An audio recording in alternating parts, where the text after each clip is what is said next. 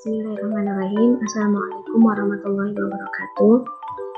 Alhamdulillahirrahmanirrahim. Wassalatu wassalamu ala asrofil anbiya'i wal mursalin wa ala alihi wa ashabi rasulillahi ajmain amma ba'du. Nah, perkenalkan, nama saya Hirwa Salsabila Lubis, NIM 0705203009. Saya berasal dari Fisika Stambuk 2020 UIN Sumatera Utara. Jadi pada kesempatan hari ini saya akan menjelaskan mengenai model ekonomi fisika dan teori peluang. Langsung saja kita masuk ke pembahasan awal mengenai sejarah dari ekonomi fisika. Nah, jadi sejarah ekonomi fisika itu dimulai pada tahun 1997.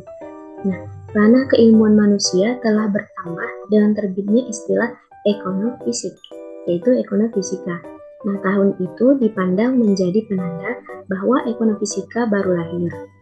Nah, menurut dari Deliso dan Filatrella tahun 2001 menyatakan bahwa kata ekonomik dan fisik adalah frasa ekonomi fisik merupakan cerminan dari kerja para fisikawan yang mulai menerapkan fisika statistik ke dalam ranah keuangan pada masa-masa itu. Nah, jadi biasanya kita ketahui bahwasannya ekonomi fisika berkaitan dengan ekonomi. Kan? Jadi ranah-ranah ekonomi itu biasanya adalah ranah ilmu sosial. Nah, tapi Abdurrahim memandang bahwa sebenarnya ilmu sosial adalah juga ilmu pasti atau eksakta. Nah, menurutnya dikotomi ilmu menjadi ilmu sosial dan ilmu eksakta adalah tidak tepat. Sekarang kita masuk ke pembahasan apa itu ekonomi fisika.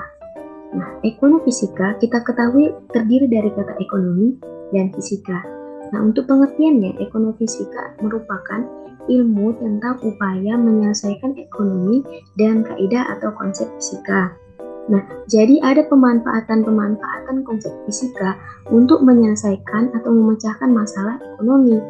Nah, biasanya konsep fisika yang umum digunakan yaitu mengenai termodinamika, mengenai fisika statistik, listrik magnet, dan mekanika.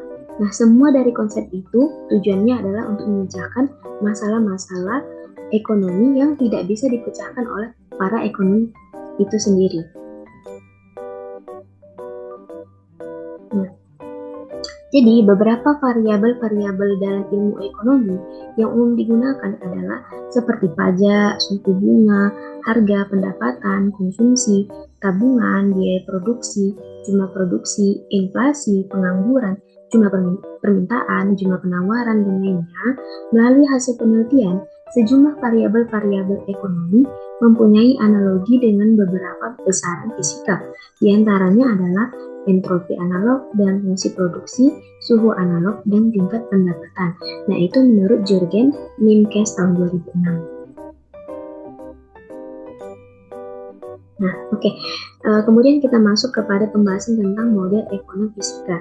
Nah, jadi model ekonomi fisika itu dalam konteks ekonomi, model merupakan sebuah bangunan teoritis yang menggambarkan proses ekonomi dengan seperangkat peubah atau variabel dan seperangkat hubungan kekerabatan logis dan kuantitatif antar peubah-peubah tersebut. Nah, jadi model ekonomi fisika ini memiliki dua pendekatan, yaitu pendekatan pertama adalah model analisis data dan yang kedua adalah model acuan. Nah, kita masuk kepada pembahasan tentang model analisis data. Model analisis data yaitu biasanya kritik-kritik yang dilontarkan oleh ilmuwan pada metode ini menyangkut keabsahan penggunaan metode fisika dan masalah-masalah sosial yang dikatakan memiliki jumlah subunit yang sangat terbatas. Nah, yang kedua tentang model acuan. Nah, dalam model ini, model-model yang telah dijamak dikenal dalam fisika dimanfaatkan sebagai acuan untuk memodelkan sistem maupun gejala ekonomi. Nah, misalnya model spin atau dalam teori atom dan dapat digunakan untuk menerapkan pengambilan keputusan pemain pasar modal dan kelakuan manusia dalam aktivitas ekonomi yang lain. Jangan lupa saya mohon maaf. Wabillahi taufiq wal hidayah. Assalamualaikum warahmatullahi wabarakatuh.